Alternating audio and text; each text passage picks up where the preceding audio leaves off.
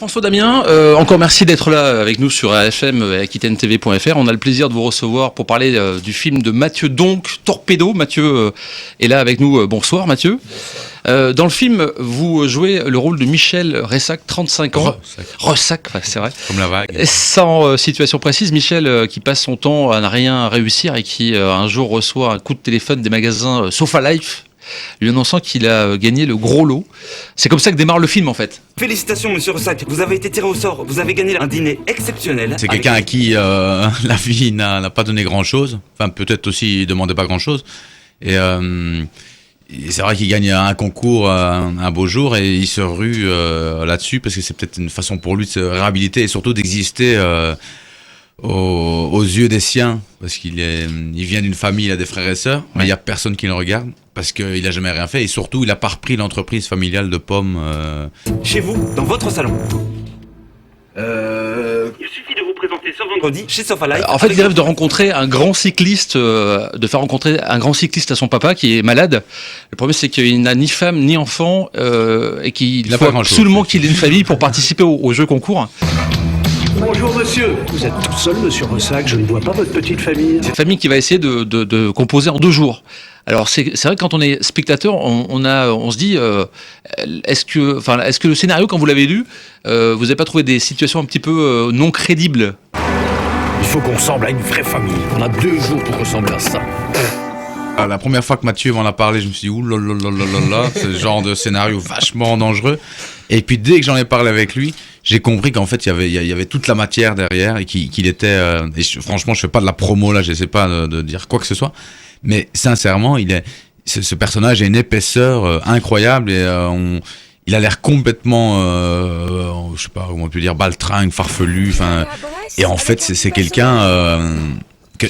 Quand on croit sa route, on a envie de l'aimer, je pense. C'est vrai. On a envie que ça marche pour lui, parce qu'on a tous un côté Michel Ressac en soi, comme ça. On est tous un peu paumés quelque part, hein. Même quand on fait semblant qu'on l'est pas du tout, on l'est quand même un peu, quoi. Et quand on voit cette personne qui fait tout pour arriver à son objectif, ben ça nous attendrit. Enfin moi ça m'attendrit et franchement, il y a plusieurs fois, j'ai vu une fois le film en avant-première, et ça m'arrive jamais. J'ai pleuré en voyant, alors on rigole et on pleure, mais enfin moi c'est ça que j'aime bien, c'est cet humour-là que j'aime bien, quoi, sincèrement. Et Mathieu m'a permis de justement pouvoir... je trouve qu'il faut partir d'un truc un petit peu pathétique, un peu dur, pour pouvoir en rire, parce qu'à mon avis, le rire, il arrive... Moi, j'aime pas le rire programmé, quoi. Et ici, il y a un moment dans la vie, c'est souvent comme ça, quand il n'y a plus rien à faire parfois que rire, quoi. C'est ce qui se passe un peu dans ce film, quoi. Alors c'est pas pathétique, c'est pas un film pathos triste, mais on est derrière lui, on a envie que ça marche. Il y a des gens comme ça dans la vie, comme ça, qu'on connaît pas, et il y a des gens, on s'en fout s'ils se plantent, c'est comme ça, hein. Et puis lui, on a envie que ça marche, je trouve. On y croit, c'est un grand enfant comme ça. Pour lui, il y a pas de frontières, il y a rien. Il est capable de faire arrêter un train s'il décide de faire arrêter un train. Désolé, moi j'ai gagné ce concours, hein. Pascal Dumont, qui est dans le film, hein, c'est le directeur de Sofa Life, qui dit vous êtes touchant parce que quand vous avez une chose en tête, vous allez jusqu'au bout des choses. C'est vrai. Ouais. Dans le film, c'est vraiment, ça résume assez bien le film. Ouais, il est monomaniaque, quoi. Hein, Mathieu? Ouais, tout à fait, mais de Michel Ressac, moi c'est comme ça que je le vois. D'ailleurs on le dit dans le film, c'est que il se fait, parce que quand on dit que l'histoire n'est pas crédible, en fait c'est basé sur un truc extrêmement crédible et vrai, c'est-à-dire qu'on téléphone aux gens, on leur dit vous avez gagné un truc, sauf que la plupart des gens se disent c'est une arnaque, ils y vont pas, et puis il y a une personne qui se dit nom de Dieu, on me l'a vendu, j'y vais, et c'est Michel Ressac, quoi. Tout le monde voit les 168 possibilités d'échouer, lui il voit. Exactement, la chance ça va marcher. Mais c'est vrai que c'est comme ça dans la vie, hein, je veux dire. Quand on craint quelque chose, on finit, on peut... De toute façon, inéluctablement, on va vers le plantage, quoi, quand on craint quelque chose, qu'on a peur de quelque chose. Et puis il y a des mecs comme ça qui disent, mais de toute façon, ça va marcher. Et ça finit par marcher parce qu'on provoque la chance, le succès, la réussite, quoi. Et ici, c'est vrai que de toute façon, ça ne peut faire que marcher. Ici, ils participent à un concours qui se passe en Belgique, qui se déplace à Brest. Et ils sont fous d'aller à Brest, quoi. Et si ce concours se déplace à Gibraltar, il ira à Gibraltar, hein, il n'en a rien à foutre, quoi. Il le suivra, mais on sait qu'il terminera avec le truc en main, hein. Le pari du film, c'est de partir sur... au départ, on se dit... donc Michel Ressac, qui est joué par François, on se dit, mais ce type est fou, ce type est un crétin. Puis au fur et à mesure, on se dit, Il est pas complètement con. C'est peut-être pas lui le con. Chaque personnage correspond vraiment au personnage que vous avez choisi dans le casting. Il y a Audrey Dana qui joue un rôle, c'est votre ex-compagne que vous traînez dans l'aventure. Et puis il y a C'est ma tribu, quoi. il y a un petit garçon qui s'appelle Cédric Constantin, qui a beaucoup de talent. En fait, il est un petit peu kleptomane, un petit peu vulgaire, mais il est touchant. D'abord au sofa live. Non, d'abord le fric. Christine, ouvre. Tu t'as pu m'appeler. Je te rappelle pas, je suis là. Michel Ressac, quoi. Il est très touchant, oui. En fait, quand on a discuté, donc moi j'ai écrit le scénario vraiment autour de François et du personnage de Michel Ressac. On en a discuté et puis on s'était dit il y a un des pièges, c'est le gamin, quoi. Parce que tourner avec un gamin, on s'est dit ouf, C'est toujours dangereux. faut pas se planter. Et on a organisé vraiment des gros castings et on a fait ça en Belgique et en France. On a Et vu puis, 4 enfants différents. on en a vu 400, quoi. Mais Et qu'est-ce qui vous a plu justement chez et quand on est arrivé chez Cédric, chez en Kevin fait, la plupart des gamins, quand ils viennent en casting, ils sont super doués en impro parce que c'est leur monde imaginaire, etc. Tout va bien. Et puis dès qu'on essaie de les amener doucement vers le texte et dès qu'on bascule dans le texte, ça cale, c'est plus mécanique parce qu'ils récitent, quoi. Et il y a un gamin, moi j'ai vu débarquer, en impro, il en touchait pas une. Vraiment, tu lui dis, ah tiens, t'es un policier pour l'impro. Non, je suis pas policier, je suis un gamin. Enfin bref, hyper terre à terre. Et puis il y va dans le texte et là c'est la magie. Enfin, c'est comme il est dans le film, il est vraiment assez extraordinaire, quoi. C'est comme la vie, les vélos. Quand tu t'arrêtes d'avancer, tu tombes. T'as un torpedo, Michel. Torpedo, on peut expliquer aux gens qui n'ont pas vu le film ce que ça signifie exactement, torpedo? C'est quand on arrête de pédaler? Torpedo, c'est comme ça qu'on appelle les On appelle vélos. ça en France comment?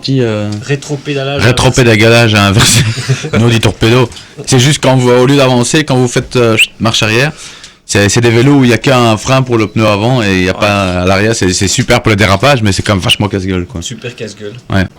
Vous avez vu, exemple parfait du parasite. Faut surtout pas perdre de temps avec ce genre de gugus. François, on va parler un petit peu de vous. Vous jouez un rôle toujours un petit peu de loser dans les films, hein, c'est pas votre faute. Est-ce que vous recevez que des scénarios dans ce sens-là ou est-ce que c'est vraiment un personnage que vous aimez jouer? Moi, ce qui m'intéresse, c'est faire le grand écart. J'aime bien jouer un mec qui, a priori, on s'y intéresse pas. Et en fait, il a dégagé une humanité, quoi. Et qu'on l'aime, quoi. Je dis qu'on finisse par l'aimer et qui touche les gens et qui soit. On a tous une part de loser, c'est ce que je vous disais il y a 2 minutes. On a tous une part de loser en nous. Et c'est vrai que j'aime bien exploiter cette part de loser, quoi. Je trouve qu'il y a trop de gens qui la cachent, cette part de loser. Il y a trop de gens, quand on parle avec eux, après ça, on a envie de dire putain, j'aimerais bien être toi. Parce que toi, t'as l'air d'avoir une vie facile, tout fonctionne, hein. Et moi, je suis pas trop comme ça, en fait. Même quand je parle de mon métier, je suis censé faire rêver. Bah, j'ai envie de dire, franchement, si j'ai une seconde vie, j'ai pas spécialement envie de refaire comédien non plus, quoi. Il y a, souvent, je vois mon boucher, mon boulanger ou quoi, je me dis, oh, j'aimerais bien être toi, quoi. Je veux dire, parce qu'il y a des jours où c'est pénible, quoi, où c'est un côté casse-pied à certains moments, quoi. Je veux dire, d'être à la radio en train de répondre à des stupides questions. Et pourquoi vous l'avez choisi, Mathieu? Pour une question, Question de budget, ouais. Question de budget, ouais. Au départ, on était parti vraiment sur des acteurs De l'entrée de gamme. Puis au fur et à mesure, on a Ça fait- descendu, on est arrivé sur ce qui restait. Et encore, j'ai Alors Eddy Merckx, il n'était pas vexé qu'on utilise son... Au contraire, le budget au a passé contraire. chez Eddy Merckx. Au contraire, c'est la même chose avec Eddy Merckx, c'est une question de budget. Non, mais j'ai vraiment écrit le film pour François parce que je trouve que le personnage ressemble. Quand on s'est vu, on n'a pas discuté de l'histoire, on a discuté du personnage et on a tous les deux le même amour pour ce type et les mêmes À points fond. communs avec ce type. Et nous, on l'aime vraiment bien. Parce que Moi, j'adore c'est ce un loser. personnage. Honnêtement, on le considère pas vraiment comme un loser. Pas du tout. On passerait bien des vacances avec lui. Hein. À fond. Bah oui, non, c'est un mec qui a la pêche. Mais de toute façon, déjà passer du temps avec quelqu'un qui n'a pas de frontières, c'est déjà extraordinaire, quoi. On est tous étriqués dans le pied de vie. Ça, je peux pas faire, ça, je peux pas faire. Un mec qui dit, tu vas prendre l'avion, bah, on prend des cours d'avion, alors. On va voler, puis c'est tout. Mais ça fait rêver, quand même. Et pour ça, il faut pas avoir de l'argent ou quoi que ce soit, hein, je veux dire. Moi, je rêve de faire le tour du monde en bateau, mais il faut pas de l'argent pour le faire, hein. Enfin, il faut de l'argent, bien sûr, il faut de l'avion, l'argent, mais l'avion. mais on voit des gens qui ont des salaires tout à fait. Je lisais un truc, je sais pas si vous connaissez le magazine Voile et Voilier, ben, un facteur qui quand même, quand on est facteur, on n'a pas des moyens illimités.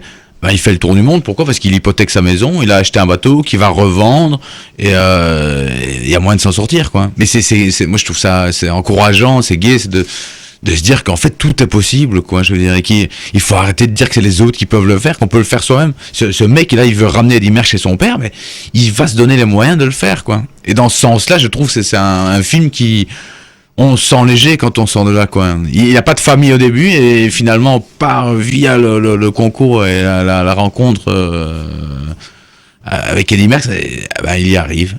Et donc ça veut aussi dire que il suffit de vouloir vraiment les choses et puis il y a moyen, quoi. Pascal Dumont à l'appareil. Bonjour, Pascal Dumont à l'appareil. C'est Pascal. Ce scénario, il vient d'où? Enfin, vous l'avez imaginé comment? J'ai bossé moi dans un truc, donc ça commence par dans une société de télémarketing, les coups de fil chiants qu'on reçoit le week-end pour nous inviter à venir chercher un cadeau dans un magasin de meubles. Et ben moi j'ai été une de ces personnes pendant 2 semaines et quand j'appelais les gens, à un moment j'ai eu un type qui a décroché et qui m'a dit j'offrais des grippins et des kits barbecue 18 pièces dont j'ai jamais vu la couleur. Et tout le monde me raccrochait au nez, tout le monde m'insultait, il fallait venir les chercher en famille. Et il y a un gars qui a hurlé dans le téléphone, youpi, je me suis dit, mais qui est ce type? Et voilà, j'avais envie d'écrire son histoire. D'accord. Mais c'est vrai qu'apparemment, quand on participe à un concours pour recevoir un canapé ou un salon, il faut venir en famille. Parce que c'est pas un truc il y a personne qui va acheter un canapé tout seul, quoi. C'est ça s'est jamais vu. Enfin, c'est très, très, très, très, très rare, quoi. Et donc le mec, quand il se ramène pour acheter son canapé tout seul, ben on veut pas de lui, quoi. C'était compliqué aujourd'hui. Les consignes sont très claires, pas de famille, pas d'action cadeau. Les réactions sur les avant-premières, on en a parlé un petit peu, mais On est super fiers parce que dans la voiture, il y a 10 minutes, on a appris que Hugues Daillé, qui est monsieur cinéma en Belgique, a dit que c'était un grand film. Donc on est très content parce que après ça, il y a les autres qui vont suivre. C'est la référence. Et je peux vous dire que quand ils vous dézinguent, ils vous ratent pas. Ça donne envie de changer de métier, quoi.